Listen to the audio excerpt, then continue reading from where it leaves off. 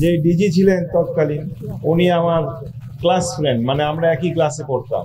উনিও ইঞ্জিনিয়ার, আমিও ইঞ্জিনিয়ার।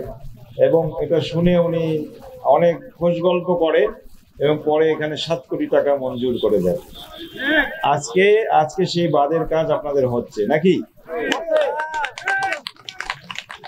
এগুলা তো জনহিতকর কাজ না। আমরা এই রাজনীতি করতে চাই।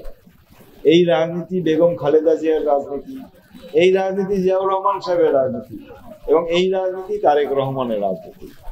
এই রাজনীতিকে দেশের কিছু শত্রুপক্ষ আছে, দেশের কিছু দুষ্ট চক্র আছে, তারা ভয় পায়, তারা চায় না। তারা চায় এই দেশটাকে একটা করদ রাজ্যে বানিয়ে রাখতে। আপনারা কি সেটা চান?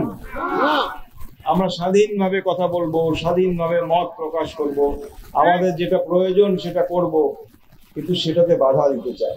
তো সেই বাধাকে অতিক্রম করতে হলে আপনাদেরকে একত্রিত হতে হবে, আপনাদেরকে বুঝতে হবে যে কোন দিকে গেলে আমাদের এলাকার কাজ হবে, আমাদের সন্তানদের, আমাদের মুরব্বীদের, আমাদের এলাকার মানুষের ভাগ্য উন্নয়নের চেষ্টা হবে। তা আমরা কি এরা বুঝেছি এটা নাকি বুঝি না? এলাও আমার মনে পড়ে যে 2001 সালে যখন এই ইউনিয়নে আসছিলাম, তখন শুনতাম যে এই ইউনিয়নে নাকি তোমরা খালি কি লাঙ্গল লাঙ্গল করি বেড়াও। এরাও কি লাঙ্গল করি বেড়াচ্ছেন তোমরা? আজকে 80 তো আমি দেখলাম যে এরা তো লাঙ্গল নাই, দেখি ট্রাক্টর চলেছে আছে।